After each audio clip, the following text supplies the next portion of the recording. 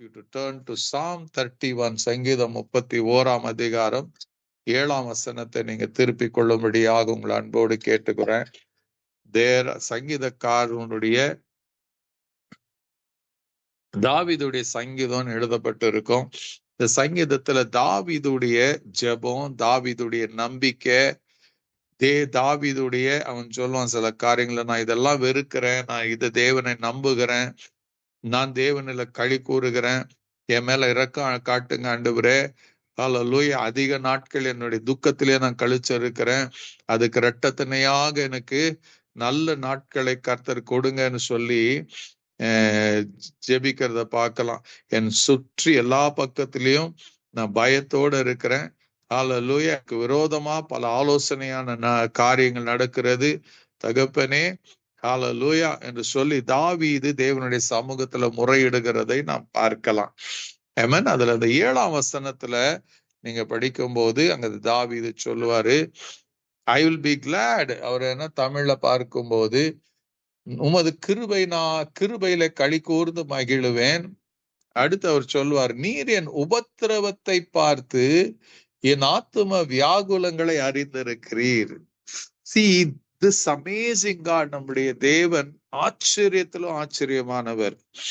Don't ever think, அநேக நேரத்துல நமக்குள்ள சில இந்த உபாதைகள் வேதனைகள் வரும்போது nothing is happening, நம்முடைய ஜெபம் கேட்கப்படாதது போல இருக்கும்போது, நம்முடைய கண்ணீரின் ஜெபத்துக்கும் மன்றாட்டின் ஜெபத்துக்கு ஒண்ணுமே அசையாதது போல இருக்கும்போது ஒரு கேள்வி நமக்குள்ள எழும்புவது சகஜம். God, where are you?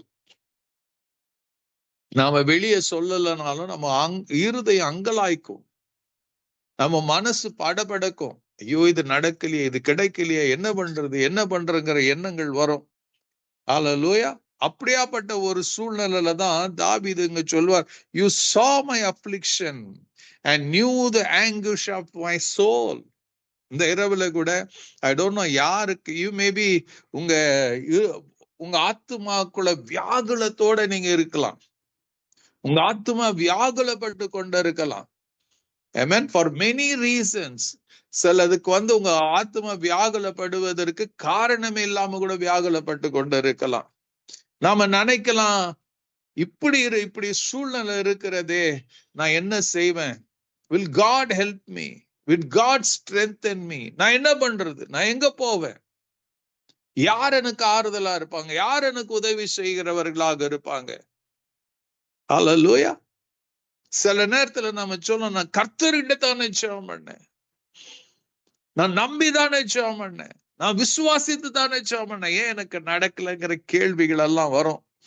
வராதுன்னு நான் சொல்ல மாட்டேன். Sometimes it happens in our lives. எல்லாருடைய வாழ்க்கையிலும் அது நடக்கும். ஏதோ ஒரு கட்டத்துல அந்த பாதையில நம்ம கடந்து போய் தான் தீருவோம்.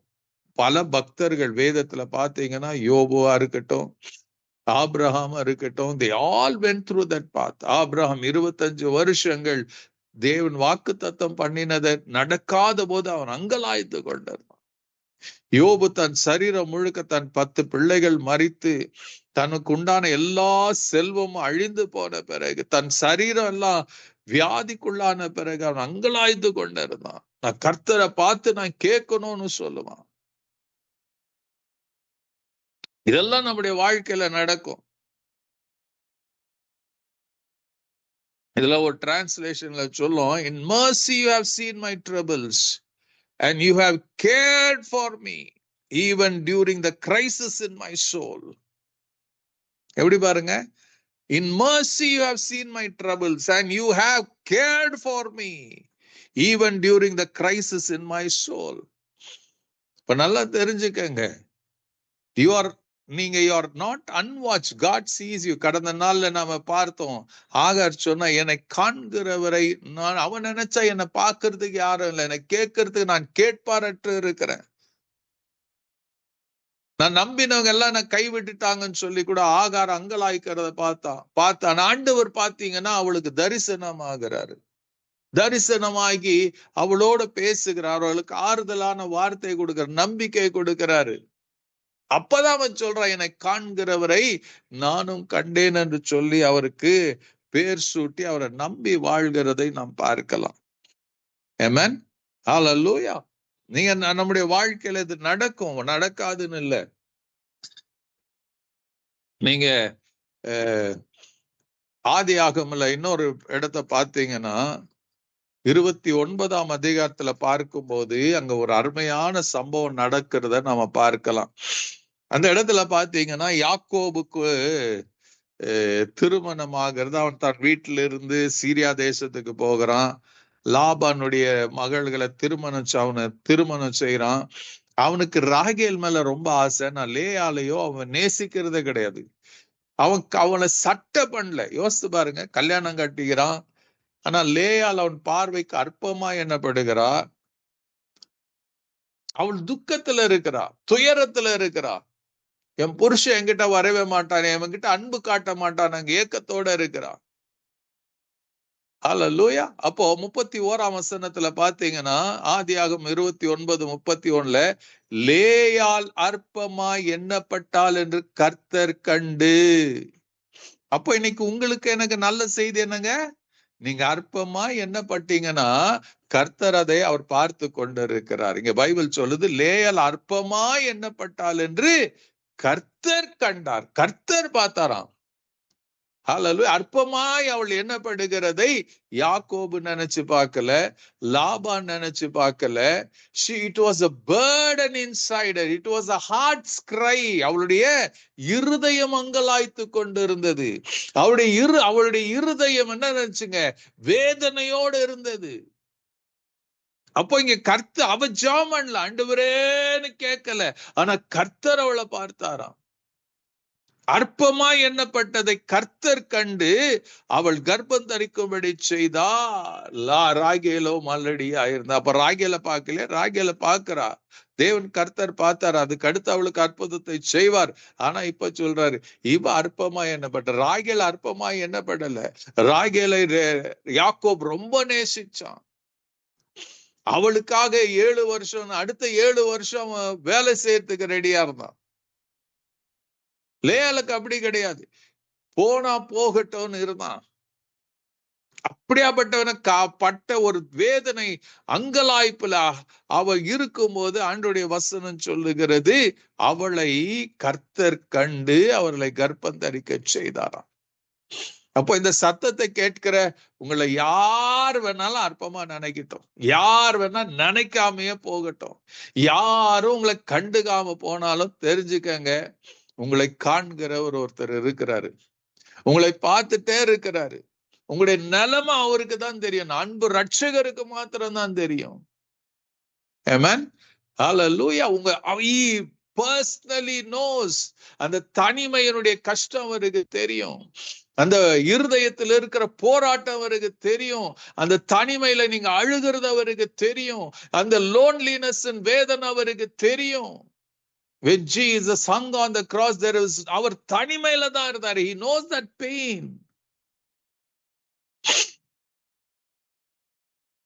கர்த்தர் கண்டு அவர் கர்ப்பம் தரிக்கும்படியா செய்தாள்.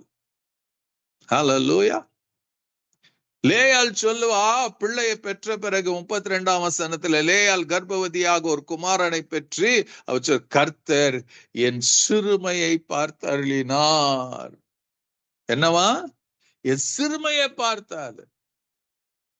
அற்பமா எண்ணப்பட்டதை கர்த்தர் கண்டா. இப்போ ஒரு பிள்ளையை பெற்ற மாத்திரத்துல இவர் சொல்ற கர்த்தர் இதை செய்தாரு.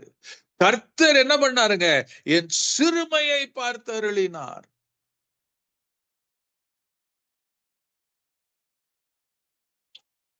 முப்பத்திரெண்டாம் வசனத்துல ஹல்லேலூயா.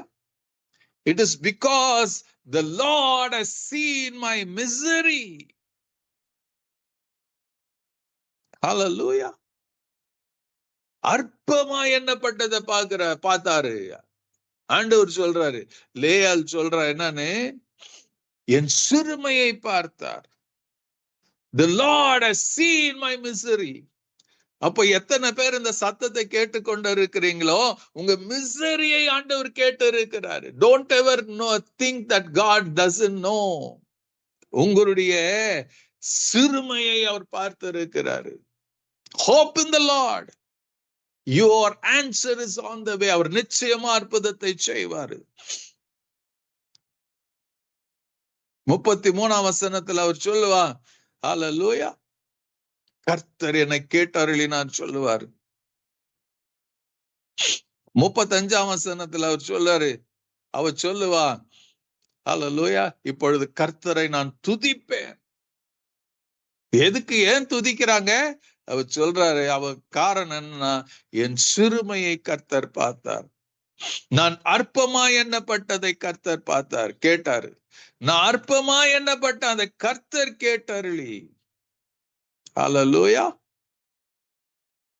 அது எப்படி உலகம் உங்களை பார்க்குது? ஆண்டவர் சொல்றார், God doesn't see you as the world sees.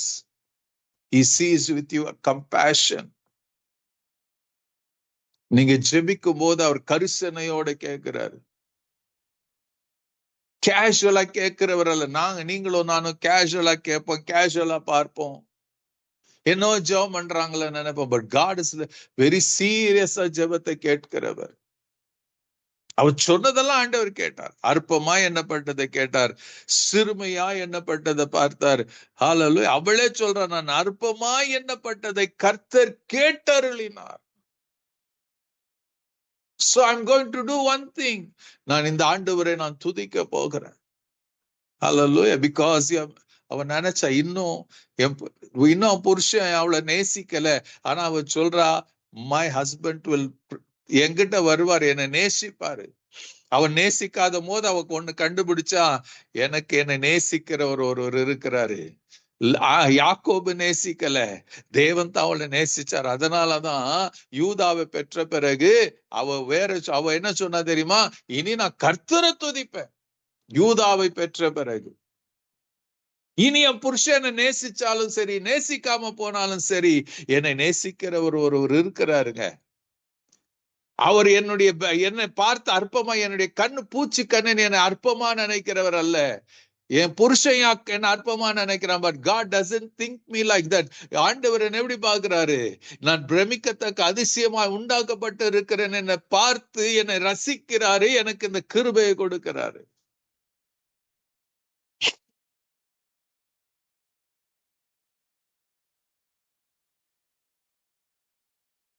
அப்ப எவ்வளவு சந்தோஷப்படணும் இந்த இரவுல. உங்க துக்கம் சந்தோஷமா மாறட்டும். Don't be crying, don't be weeping. எனக்கு யாரும் இல்லைன்னு சொல்லாது. You have the best of the best of the best person உங்களுக்கு இருக்கிறாரு. அவர் அன்பு ரட்சகர் இயேசு கிறிஸ்து. அவர் போய் எல்லாம் சொல்ல மாட்டார் தெரியுமா? அவர் பூமியில ஆண்டவராக இயேசு கிறிஸ்து இந்த பூமியில இருக்கும் போது கூட ஒரு நாள் யோவான் 5ஆம் அதிகாரத்துல பாத்தீங்கன்னா, அமேசிங் ஆன ஒரு காரியத்தை இயேசு செய்வார். அங்க ஒரு மனுஷன் 38 வருடங்களாக படுத்து இருக்கிறான். ஒருத்தனும் அவனை கண்டுக்கல. 38 வருஷம் வியாதி. ஒரு நாள் 2 நாள் இல்ல. யோசித்து பாருங்க. அவன் எத்தனை முறை அங்கலாய்ச்சி இருக்கலாம், எத்தனை முறை தனக்குள்ள வேண்டி கொண்டு இருக்கலாம். இயேசு அவனை பார்த்து, உன்னை சுகமடைய வேண்டும் என்று விரும்புறான்னு சொல்ல, அவன் எனக்கு he never expected that இயேசு அற்புதத்தை செய்ய போறாருன்னு. அவன் சொன்ன, ஆண்டவரே, இந்த தண்ணியை நான் பார்த்துட்டே இருக்கிறேன், அது கலங்கும் போது என்னை இறங்கணும்னு நினைக்கிறேன், என்னை கொண்டு போய் விடுறதுக்கு யாரும் இல்லை, எனக்கு முன்ன யாரோ ஒருத்தன் இறங்கிடுறான் அதை பார்த்துட்டு. அப்ப அவனுக்கு சுகம் வேணும். He was looking to the waters. ஆனா ஜீவ தண்ணீர், ஜீவ நதி அங்க வந்து இருக்கிறது அவனால புரிஞ்சுக்க முடியல. ஹல்லேலூயா. ஆண்டவர் அவனை பேர்த்து கேட்கிறாரா? என்ன சொல்றாரு? அவன் வெகு காலம் அப்படிதான் பாக்குறாரு. The way Jesus addresses பாருங்க. 6ஆம் வசனத்துல 5ஆவது 38 வருஷம் வியாதி கொண்டிருந்த ஒரு மனுஷன் அங்கே இருந்தான்.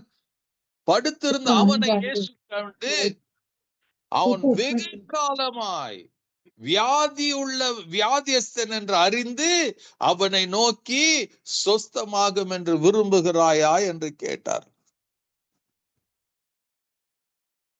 He had been in this condition for a very long time. And I believe அத்தனை வருஷங்கள் ஒருத்தரும் இல்லைன்னு I believe that நீங்கெல்லாம் யார் அப்படி இல்லைன்னு. இப்போ whatever is going in your mind, whatever is going in your heart, ஆண்டவர் உங்க அருகாமையில வந்து கேட்கிறார், do you want to get healed? உங்களுக்கு அற்புதம் நடக்கணுமா? Do you want to get healed? சுகமடைய விரும்புறீங்களா? டோன்ட் லுக் டு தட் சூழ்நிலையை பார்க்காதீங்க, அங்க தண்ணீரை பார்க்காதீங்க. சுகமாக்குகிறவர் நானே வந்து இருக்கிறேன். ஹல்லேலூயா. Your medicine, your doctors எல்லாம் வந்து you may be looking to them for a miracle. ஒரு சுகத்துக்காக அவங்கள நோக்கி பார்க்கலாம், உங்க மருந்து மாத்திரையை பார்க்கலாம். பட் உங்க பக்கத்துல இந்த இரவுல I believe Jesus has come to you. இந்த இரவுல உங்க பக்கத்துல வந்து இருக்கிறாரு. அந்த அவனை கேட்காதவன், ஆமென். அந்த பெத்தஸ்தா குளத்தடையில எத்தனையோ பேர் படுத்திருந்தாங்க. But Jesus went to him even tonight. இந்த இரவுல கூட ஹalleluya, when nobody is caring about you, ஒருத்தரும் உங்களை கண்டுக்காம ஒருத்தரும் பார்க்காம இருக்கிற நேரத்துல தேவனை ஆண்டவராகிய இயேசு கிறிஸ்து comes to you.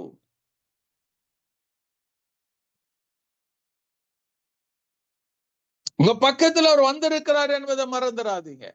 He is there standing next to you. 2000 வருஷத்துக்கு முன்பாக மாம்சத்தோடு ரத்தத்தோடு இயேசு வந்தது போல இன்னைக்கு he comes to you through the spirit. ஆவியானவராய் உங்க பக்கத்துல வந்து நின்று கொண்டு அதே கேள்வியை தான் கேட்கிறான், நீ சுகமாக விரும்புகிறியா?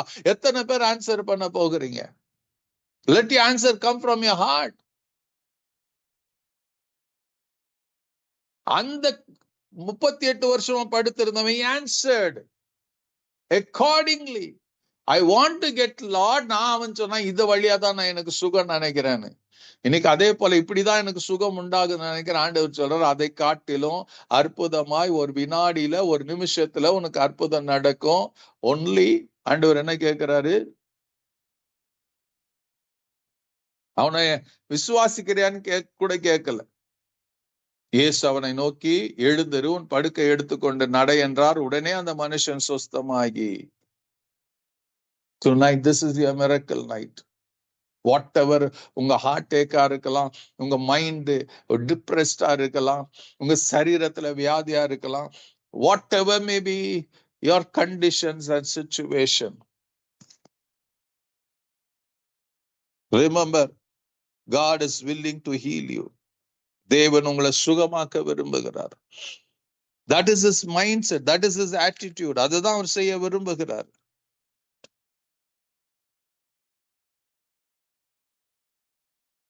அவருடைய கரத்துல விட்டு கொடுக்கலாமா? Thank you Lord. ஒரு நிமிஷம் just open yourself to Jesus. அவரோட பேசுங்க, அவரோட பேசுங்க.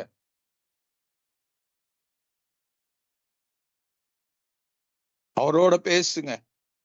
Just open yourself to Jesus. அவரோட சொல்லுங்க. Do you want to get healed? Whatever you feel, அதை சொல்லுங்க. அந்த 38 வருஷமா இருந்தவனை போல சொல்லுங்க, ஆண்டவரே I want, இந்த வழியில நான் சுகமாக விரும்புறேன். And you tell him, but Jesus will say, நான் உன்னை சுகமாக்க வந்திருக்கிறேன், நான் உன்னை சுகமாக்க வந்திருக்கேன். whatever எமோஷனலா இருக்கட்டும், பிசிக்கலா இருக்கட்டும், மென்டலா இருக்கட்டும், whatever may be your issue, Jesus has come to heal you. அந்த சுகத்தை பெற்றுக்கொள்வீங்களா? May God bless you.